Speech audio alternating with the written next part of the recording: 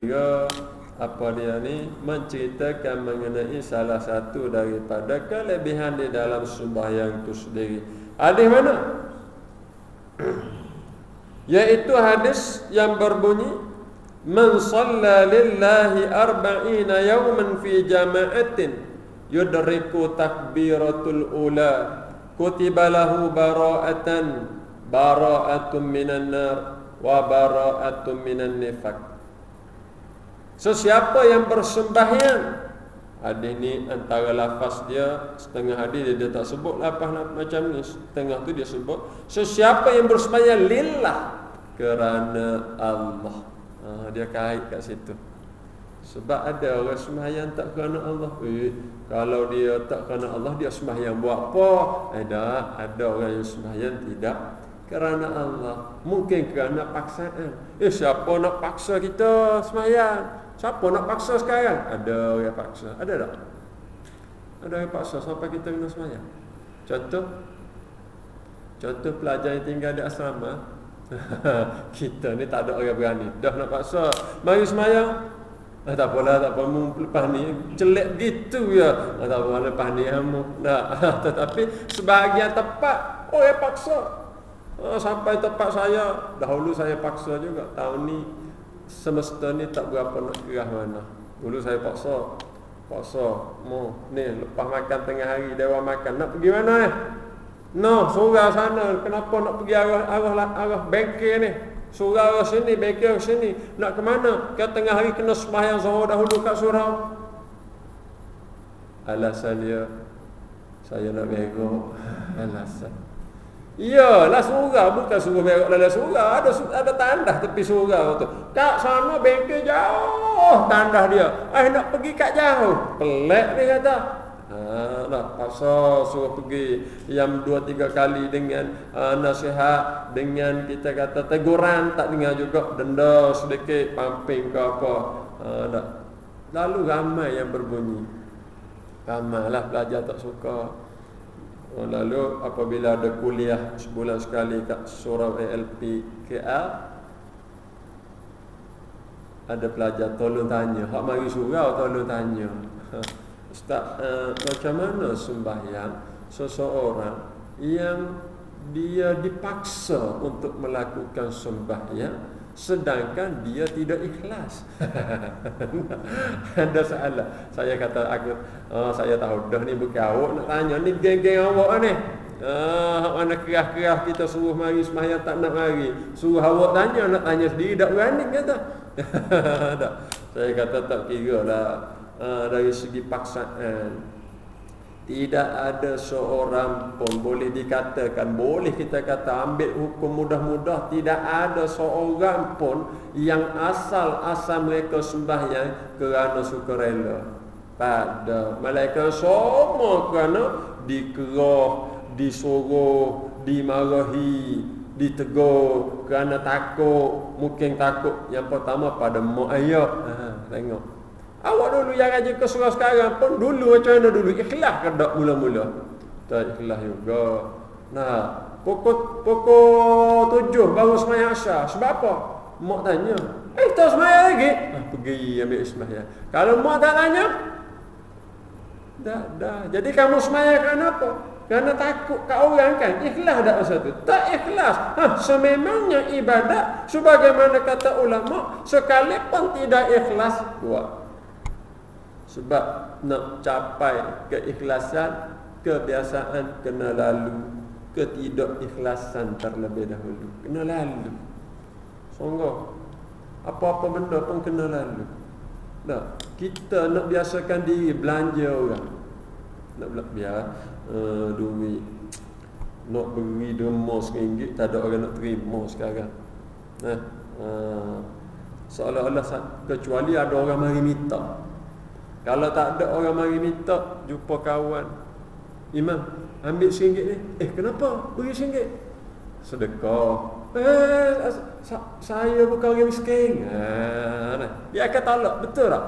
Ada yang terima. Nak beri, ambil RM1, ambil sedekah. Beri kat orang lain lah, lebih layak. Kita akan jawab macam tu kan. Kalau RM50, Ini tak apa. InsyaAllah lah kita guna untuk jalan yang terbaik. Cuma RM1 tu payah. Payah orang nak terima.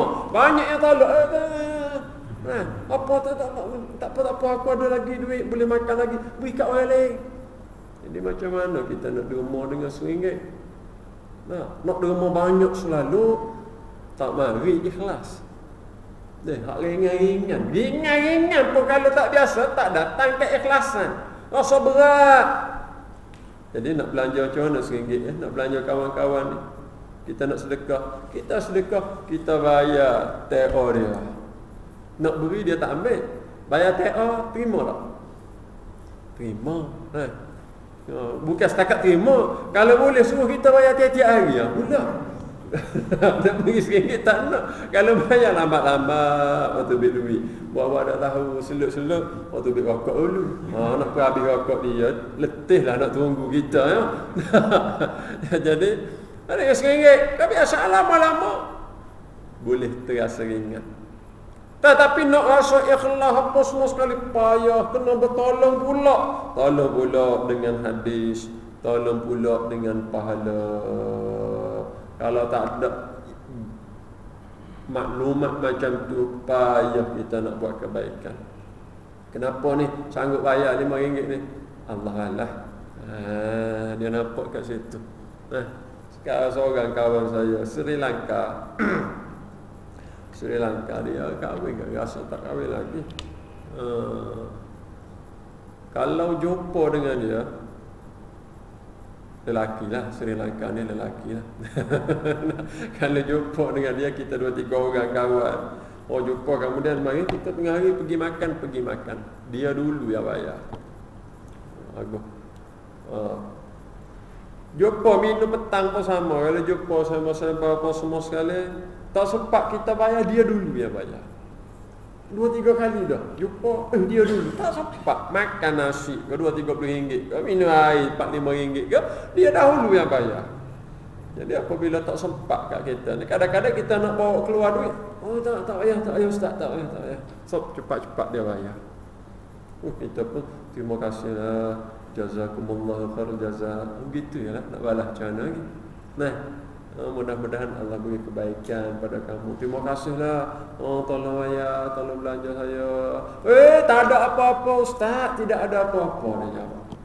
Tak ada, biasa-biasa, tak ada apa-apa. Setiap kali kalau kita kata, dia akan kata tidak ada apa-apa. Sebab ini sedikit saja ustaz. Air segelas ni, air satu cawan ni, Allah balas di akhirat. Masya Allah, tabarakallah, besarnya pahala istana ustaz. Dia nampak macam tu. Sebab tu rupa-rupanya, sebab tu dia ringan nak derma untuk orang. Tak kira lah untuk kawan-kawan kau, untuk orang susah, dia ringan. Sebab apa yang dia nampak, apabila seolah-olah mengapa derma, istana Allah balas. Gitu ya. Sipir mudah. Nak sebelum sampai ke ikhlasan tu, paksa diri, minta tolong dengan hadis, minta tolong dengan pahala, minta tolong dengan janji daripada Allah. Ya lama kelamaan dah jadi satu kebiasaan. Kat situlah kalau nak mari ikhlas pun. Tak apalah, lillah ta'ala. Ya memanglah nak syurga, nak redha, tapi mudah dah memberi. Tak rasa satu keberatan. Sebab apa? Sebab nilai yang diberi jauh terlebih sedikit berbanding apa yang akan diterima, apa yang akan dibalas oleh Allah Subhanahu wa ta'ala. Sesiapa yang bersembahyang kerana Allah.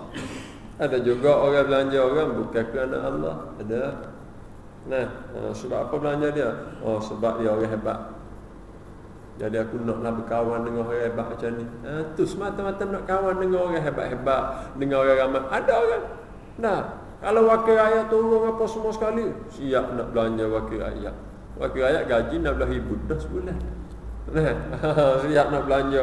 Orang hebat mari beri makanan yang mewah-mewah. Sebab apa? Lillah. Tak nak rapat dengan dia.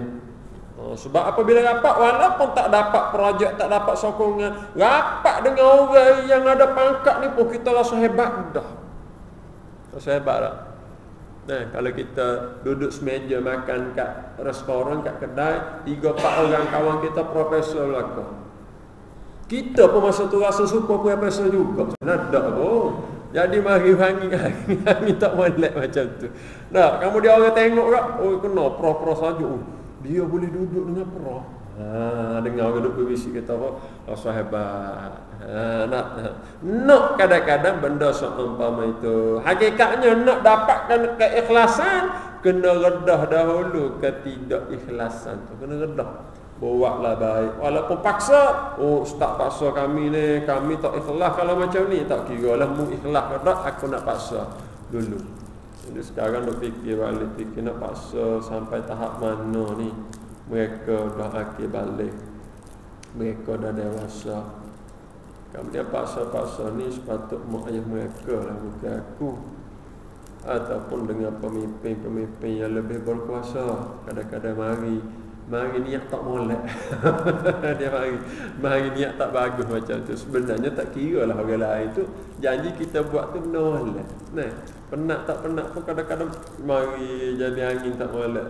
Tak betul kadang niat macam ni. Kadang-kadang datang macam tu. Lillah tu. Jadi sebab itu senantiasa diminta, ya Allah jadikanlah aku hamba yang ikhlas. Sesiapa yang bersembahyang kerana Allah, ya mari surau, mari masjid berjemaah, tidak ada kerana lain, kerana Allah. Jadi kadang-kadang kita pelik jugalah yang datang sembahyang hanya bulan Ramadan. Kena tanya dia lah nak apa. Saya tak tahu nak apa. Kalau dia datang kerana Allah, maka di bulan lain pun paling tidak marilah berjemaah. Tak dapat penuh, jangan sampai kosong terus. Macam tu. Mungkin tengah hari rasa malas, asar rasa malas. Sebab apa? Sebab bulan Ramadan pun tak mari juga. Tengah hari dengan asar tu, dia mari waktu isyak saja. Mari waktu isyak dulu. Tak apa, kita tak marah. Jangan marah, jangan perli, jangan sindir, jangan hina, jangan maki. Asalkan dia ada sedikit perubahan, mari galakkan dia. Oh alhamdulillah, terima kasihlah. Oh mari rasa meriah, kamu mari. Gitu sudah. Tapi kadang-kadang kita ni rasa sangat baik bila orang datang isyak saja. Mu ni maghrib buat apa? Sedap selalu tanya. Asal tak nak nampak pun. Akhirnya bukan asal, isyak pun tak nampak juga. Tak pandai kita dakwah orang. Hakikatnya berdosa tak dia mari waktu isyak saja? Tak berdosa. Cuma nak tanya satu soalan, kenapa Ramadan boleh datang, bulan lain tidak? Kemudian soalan kedua, nak apa sebenarnya datang tu? Gitulah. Jawapan dia tuan sendiri yang jawab.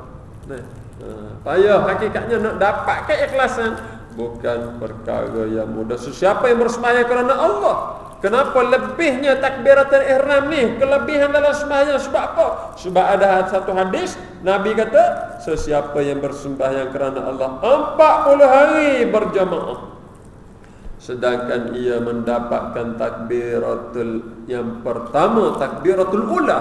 Takbiratul ula berarti takbiratul ihram imam dia dapat. Takbiratul ula, takbir yang pertama. Pertama siapa? Imam ke takbiratul ihram dia? Yang pertama, imam lah. Dia tu memang yang pertama semua dapat. Dah tak pernah tak dapat pun dia. Tak bersama dengan imam tu. Jadi dia dapat.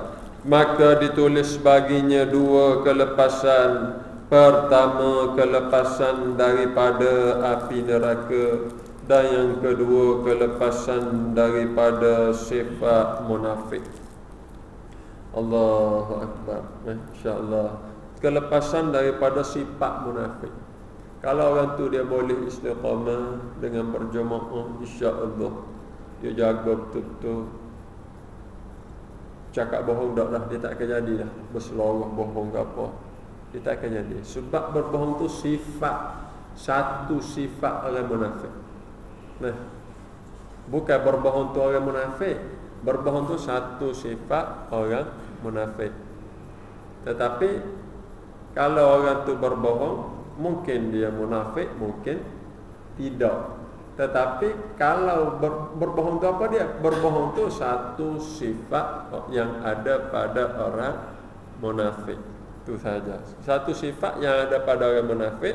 Tetapi kalau tak orang lain berbohong pun belum tentu dia orang munafik. Dia hanya ada sifat sahaja. Tak. Seumpama kita kata burung boleh terbang. Sebab apa? Salah satu daripada sifat dia ada sayap. Kita kata. Salah satu daripada ciri-ciri dia ada sayap. Jadi sekira-kira boleh dia terbang. Tetapi yang ada sayap tak semestinya semua boleh terbang. Contoh, binatang apa ada sayap? Gajah. Gajah telinga besar bukan sayap. Contoh, kita kata angsa ada juga sayap, tapi boleh terbang tak? Boleh terbang angsa. Angsa England boleh terbang sebab dia ambil lesen kot. Angsa Malaysia tak boleh terbang. Dia jenis-jenis angsa lah kira-kira kita kata. Nah, jadi tak semestinya ada benda sama lalu orang tu sama. Tidak. Ada benda sama tak semestinya orang tu sama. Ada tayar tak semestinya kereta. Mungkin lari, mungkin motosikal, mungkin basikal. Begitu juga apabila seorang menipu, tak semestinya dia munafik. Munafik ni body lain. Nah, kalau tipu tu ciri-ciri dia. Kenderaan lori body lain. Cuma tayar tu ciri-ciri kenderaan. Nah, sebab kadang-kadang kita ni apabila belajar alamatul munafiqi arba'un, alamat munafik ada 4. Iza hadasa kazaba, apabila bercakap bohong. Nabi kata dah cakap bohong munafik. Nanti dulu itu ciri dia tak samalah. Jangan mudah-mudah hukumkan macam tu. Baik, dilepaskan baginya daripada neraka dan daripada sifat munafik. Insya-Allah orang yang jaga sembahyang macam tu, janji dia pun dia tepati lah. Janji tepati. Berkelahi tidak. Kalau kita boleh tengok orang yang jaga betul-betul sembahyang, payah nak tengok orang yang sama bertekak lidah ataupun bertegang leher. Payahlah. Biasanya kalau bertekak lidah bertegang leher itu bukan orang yang ciri-ciri seumpama tadi. Tidak. Sebab Nabi kata kalau orang tu dia boleh mulazamah senantiasa dengan mendapatkan takbiratul ihram bersama imam, maka antara salah satu kelebihan dia terlepas daripada sifat munafik. Wakila yahsulu fadilatu taharrumi bi idraki ba'dil qiyam. Dan kata sebahagian ulama, ni pendapat dhaif, tetap diperolehi kelebihan takbiratul ihram bersama imam dengan mendapatkan sebahagian daripada qiyam imam, yakni sebelum daripada li'annahu mahallu taharrumi, tempat qiyam tu masih dikira tempat takbiratul ihram. Kata setengah ulama, wa qila tahsulu bi idraki awal rukuk, dia tetap dapat kelebihan takbiratul ihram bersama imam selagi mana dia dapat rukuk bersama imam pada rakaat pertama. Itu pendapat lemah, wakil, pendapat dhaif. Kalau pendapat yang di muktamad yang difatwakan iaitu seumpama tadilah imam takbir, kita takbir, ataupun imam takbir kita hanya sedikit sahaja, mungkin dengan sedikit nak kemaskan pakaian ke apa, nak berdaham dahulu ke. Yang kaki berdaham tu berdaham selalu sebelum takbir lah. Biasa dalam takbir 5 kali, 6 kali berdaham apabila sembahyang. Kadang-kadang ada nak baca tahiyat apa nak baca Fatihah apa berdaham selalu. Boleh? Agak-agak 5 kali. Berdaham dulu 5 kali. Berhabis dulu baru takbir. Sebab jangan berdaham selepas takbir. Itu salah satu perkara yang boleh membatalkan sembahyang. Cuma jangan sampai apa orang panggil? Jangan sampai terlalu cepat. Ada yang terlalu cepat di sana imam Allahu Akbar, tak sempat sebut bar, tak sempat habis dia dah masuk dah. Imam Allahu Akbar, Allah, dia masuk selalu. Ada juga macam tu. Biasanya ketika mana? Ketika imam sedikit panjang takbirnya. Takbiratul ihram. Allah Jadi tak sebab habis dia makmum Allah, dia masuk selalu. Apabila masuk macam tu dapat tak takbiratul ihram bersama imam, dari segi rupa zahir dapat. Sepak lah dia. Mu paling laju sekali. Nombor 1 lah sekira-kira. Dia bukan nombor 1 kalau paling laju. Kadang-kadang kalau lari sebelum tiup isi ni dia kira batal terus. Jangan rasa duduk depan tu nombor 1 selalu. Dah. Tak siuk lagi lari dah. 2 kali. Jadi macam tu dalam sembahyang tak habis lagi takbir ihram imam, terus kita dah mula takbir. Macam mana dengan sembahyang makmum? Dapat tak kelebihan takbiratul ihram? Tak dapat. Tak dapat. Habis tu tak dapat kelebihan tu. Bukan setakat kelebihan itu tidak diperolehi, tetapi sembahyang makmum pun tidak sah. Tak sah. Pastikan habis takbir dulu. Selagi tak habis takbir tidak sah. Sebab apa? Sebab sekarang dia niat makmum. Apabila makmum berarti dia nak ikut imam. Sekarang mana imamnya tu? Dia belum jadi imam. Melainkan imam atas tetah tu betul lah jawatan dia imam. Selagi belum takbir ihram betul, dia masih belum jadi imam. Tak habis akbar, dia masih dalam proses baru nak masuk sembahyang. Sebab memang ada Allah, makmum apa? Allah, dia masuk selalu akbar, imam dia pun akbar. Ada kadang-kadang yang macam tu. Jadi sembahyang tersebut tidak sah. Jadi pastikan imam takbir habis dahulu, Allahu akbar, habis dulu, baru makmum Allahu akbar.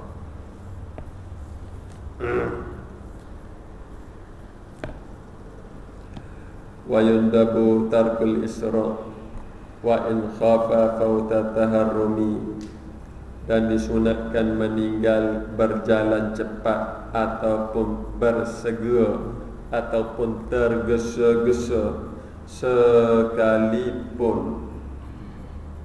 seseorang itu khawatir bahawa ia akan terlepas dengan takbiratul ihram bersama dengan imam. Pula dari segi kelebihan besar.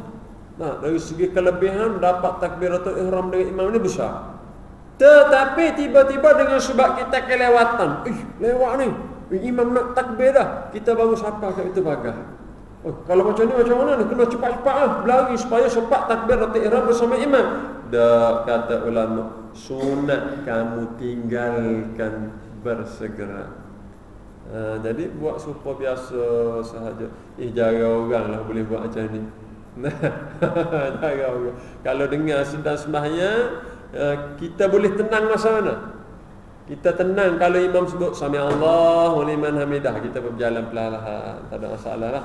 Allahu akbar, ini imam sujud ni perlahan-lahan. Tetapi kalau kita dengar lakum dinukum waliyadin, pecah selipar tu sekaligus zup gitu ya. Tak satu-satu dah sekira-kira dah. Sok masuk cepat-cepat Allahu akbar. Yang tu kata ulama tinggal. Jangan buat tergesa-gesa macam tu. Jaranglah masalah. Lakum dinukum waliyadin, masuk tenang-tenang saja, kemudian berdiri tenang-tenang, takbir tenang-tenang. Dan kalau imam terperasan, kita dah baca dah yang lepas, sunat imam tunggu sekejap. Subhana rabbiyal azim wa bihamdi. 3 kali dah. Baru terperasan ada orang baru masuk. Sama lagi lah 2 kali ataupun 3 kali. Subhana rabbiyal azim wa bihamdi. Subhana rabbiyal azim wa bihamdi. Biar dia sempat Allahu akbar, dia sempat rukuk pula. Allahu akbar. Dia rukuk tu kita terperasan. Sempat tamat ninah ni, baru kita sami Allahu liman hamidah. Kadang-kadang sebahagian makmum dia tunggu juga, sebahagian imam dia tunggu, cuma dia tunggu imam rokok Allahu akbar tu sami Allahu liman hamidah. Yang ni kesian kat makmum, sebab makmum kadang-kadang tak terperasan, dia tidak mendapat rakaat tersebut. Sebab tu kalau kita nak tunggu betul-betul. Dan kalau rasa tak nak tunggu, masuk biar selalu cepat-cepat. Nah, takut ni kesian dekat makmum sebab ramai makmum yang tak ambil cana, yang tak prihatin masalah tersebut. Belajar tapi tidak juga diberi perhatian yang khusus. Tahu tetapi tak ambil berat. Nah, tu masalah tu banyak. Jadi seumpama itu, tinggalkan bercepat-cepat. Wa kazal jama'ati 'alal asah. Bahkan pendapat yang asah mengatakan sekalipun kalau terlepas dengan berjemaah sekalipun tetap tidak disunatkan kita bersegera illa fil Jumaat, melainkan pada sembahyang Jumaat, maka yang ni mesti tergesa-gesa. Nah, tak apalah lambat-lambat lepas ni Jumaat yang kedua pula. Tak ada lah, minta maaf, tak ada. Satu tu je Jumaat. Jadi apabila satu wajib pula, kena segera. Yang ni yang sunat ke apa kena langgar semua. Sepatut sunat ni tak cepat dak kena langgar. Sebab apa? Kalau kamu tak langgar yang sunat tadi, kamu jatuh pada hukum haram. Ngerti tak? Nah, sebab mendapatkan Jumaat tu wajib. Melambat bertenang-tenang ketika hendak ada sembahyang tu sunat. Tiba-tiba dengan kita tenang-tenang sedangkan kita kelewatan terlepas yang wajib. Tinggal yang tenang yang sunat ni, ambil yang wajib. Ambil yang wajib. Seumpama zikir selepas sembahyang dinyaringkan. Zikir dengan suara yang nyaring. Maksud nyaring ni kuat. Kalau nyaring tak kuat, biasa dia dua je, perlahan kuat. Dua tu saja. Jadi terutamanya imam lah. Imam selepas selesai sembahyang dengan wirid ataupun zikir yang kuat.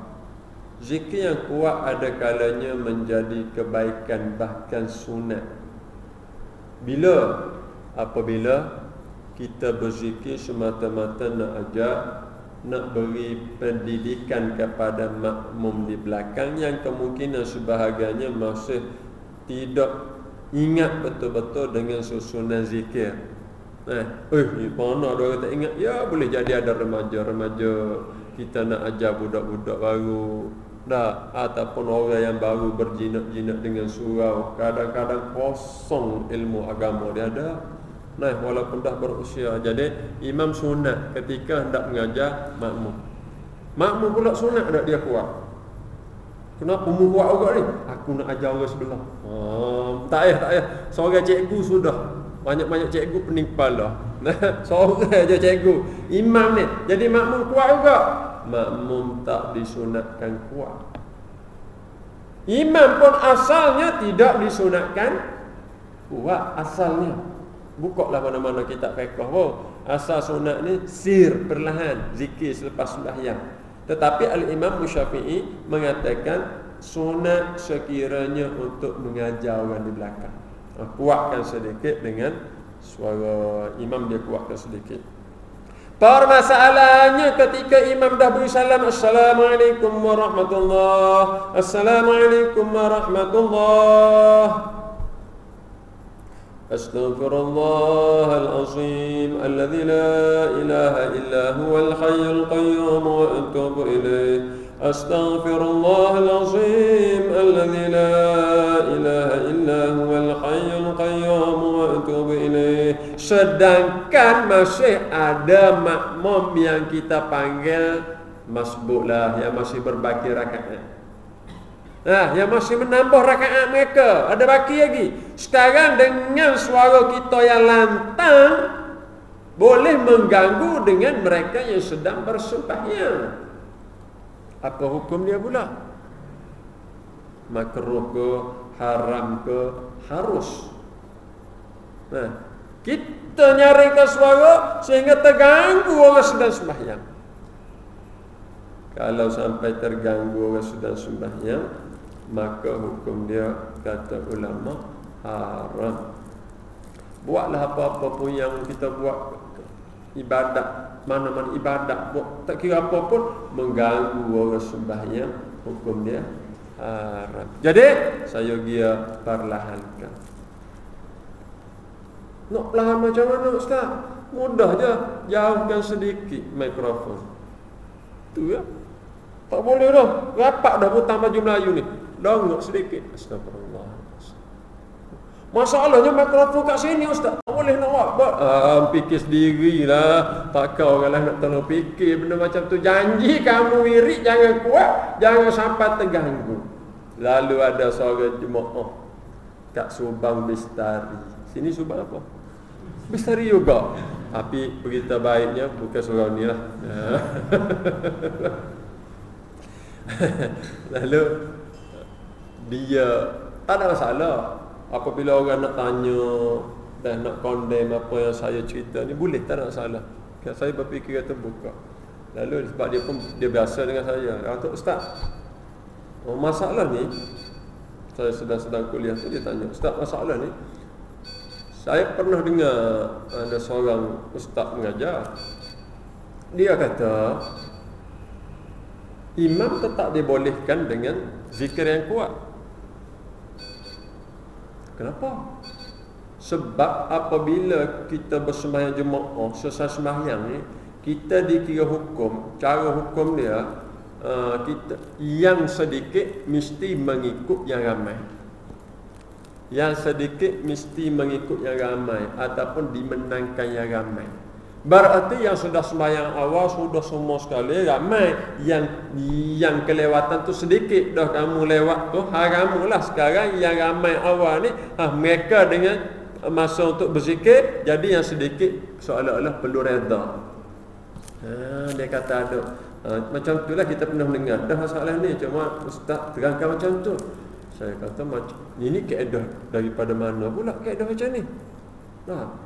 Sebab saya kata yang pertama, sebagaimana pernah belajar dengan Syekh Nuruddin dahulu semasa kat Mesir, bukan setakat orang sembahyang, kita baca Al-Quran. Baca Al-Quran hukum dia sunat. Tetapi kita baca Al-Quran dalam bilik kita. Cuma dalam bilik kita ada roommate kita, rakan sebilik yang sedang tidur. Lalu kita baca dengan suara yang kuat, terganggu kawan kita yang sedang tidur tersebut. Hukum dia bukan makruh, tetapi haram dan berdosa. Ganggu orang yang tidur pun dah berdosa dah. Macam mana ganggu orang yang sedang melakukan ibadat wajib? Satu, saya kata. Kemudian yang kedua, dari segi asal sunat berzikir bukan nyaring. Sunat pula bukan nyaring, tapi perlahan. Tu asal sunat berzikir, tak dikuatkan sangat dengan suara. Ambil yang asal. Kenapa nak ambil yang tambah? Yang tambahan pun Imam Syafi'i kata untuk nak ajar orang belakang je. Itu pun kalau tidak ada apa-apa halangan seumpama tadi. Bukan nak arah imam kat sini saya tak tahu, saya kira okey dah lah kira-kira. Setakat sikit-sikit dengar Astagfirullahalazim, dengar surau-surau tapi suara tu kira tenang. Tenang. Astagfirullahalazim. Orang bangun sembahyang tambah baki rakaat lagi tetap terganggu macam tu. Tetapi kalau kuat sangat, Astaghfirullahalazim allazi la ilaha illa huwal hayyul qayyum wa atubu ilaih. Kadang-kadang isoh rapatkan dengan mikrofon. Sedangkan boleh Astaghfirullahalazim allazi la ilaha illa huwal hayyul qayyum wa atubu ilaih. Astaghfirullahalazim allazi la ilaha illa huwal hayyul qayyum wa atubu ilaih. Orang lain boleh ikut lah. Dengar tak? Dengar zikir wirid macam tu. Dengar dah dah. Kalau tak dengar juga tu cerita lain. Tu masalah, ada masalah pendengaran, tu cerita lain. Dengar dah perlahan-lahan, tak ada masalah dah. Tiba-tiba nak juga Astaghfirullahalazim. Ada sebahagiannya. Jadi perlu berhati-hati.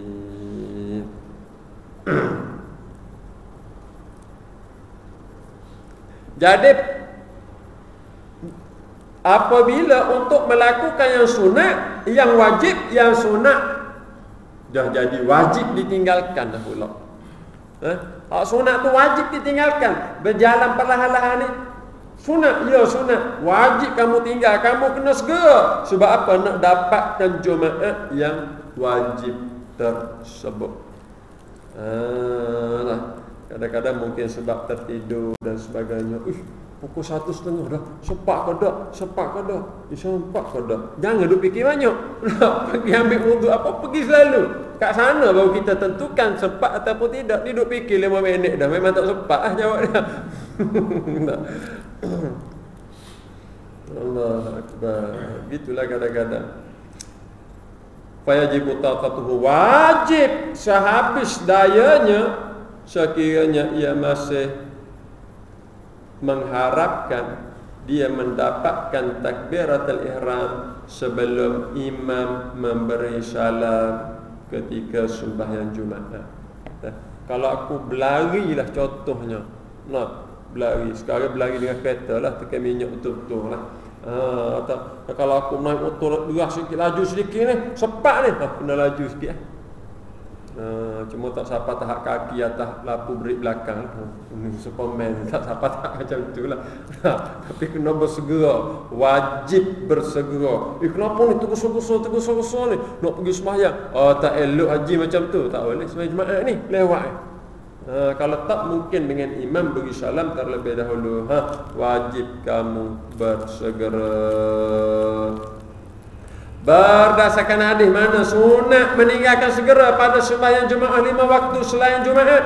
Iza uqimatus shalah fala ta'tuha tas'am waqtuha tamshuna wa alaikumus sakinata wal waqar wa alaikumus sakinatu wal wiqar fama adraktum fasallu wa ma fatakum fa'atimu. Apabila diiqamatkan sembahyang Allahu Akbar ataupun dah takbiratul ihram, yang uqimat ni maksudnya telah ditunaikan sembahyang, didirikan sembahyang, maka jangan kamu mendatanginya dalam keadaan bersegera, datanginya dalam keadaan berjalan biasa, dan hendaklah kamu dalam keadaan tenang dan tetap mana-mana rakaat yang kamu, mana-mana sebahagian sembahyang yang kamu dapat, kamu sembahyanglah dengan imam, dan mana-mana yang kamu tak dapat, maka kamu sempurnakanlah. Bahkan kata ulama, sekalipun tak sempat satu rakaat sekalipun, tak apa, kamu tetap dengan keadaan tenang-tenang dan kamu sembahyang. Kalau ada jemaah yang lain, kalau ada orang lain boleh tumpang, kita tumpang. Kalau tak tumpang dengan seorang diri. Apabila seorang diri, kalau orang tu jangan terlepas, tak jadi masalah, tetap ditulis baginya pahala berjamaah. Cuma kita je hukum lain. Kalau kita sudah dah sembahyang Assalamualaikum Allah, kita pun turun sembahyang asar. Turun. Kita ni orang nombor 2 terakhir. Ada lagi seorang tu kita kata, jadi ada seorang baru siapa sudah ambil wuduk apa? Allah lewat tak sempat. Kita kata apa kat dia? Kuah je lah. Sedap kita beri hukum kat orang tu. Isi habis dah. Kuah lah dapat Tapi dari segi agama tak tahu lagi. Sebab ada sebahagiannya tetap dikira isi dia dapat walaupun kelewatan. Dia ada hadis khusus mengenai orang yang senantiasa dengan kebaikan, cuma jarang-jarang terlepas dengan sebab ada halangan atau keuzuran, maka dia ditulis pahala seumpama ia melakukan ibadat tersebut secara kebiasaan yang ia lakukan. Kita cepat sangat beri hujah kuah selalu. Sebenarnya cebok-cebok, ada lagi paha kat bawah kita je kata kuah. Dia pergi duduk sila, cebok makuk dalam, ada paha lagi. Ada lagi. Kita pula terkejut ya. Ingat habis dah. Kalau tahu tambah lagi tadi. Wa yusannu limakmumin wa munfaridin, dan disunatkan bagi imam dahulu seorang diri menunggu orang yang sudah masuk ke tempat sembahyang. Wallahu a'lam wa ilmuhu atamma. Sallallahu alaihi wasallam Muhammad wa ala alihi wa sahbihi wa baraka wa sallam. Alhamdulillahirabbil alamin. Surah ni surah apa? Al-Hikmah. Tak ingatlah nama. kita tukar dengan ukhuwah. Ukhuwah. Ada setengah tempat tu ikhwah, ada satu lagi tu ikhwan. Kita pun pening lah. Al-hikmah ni, al-hikmah.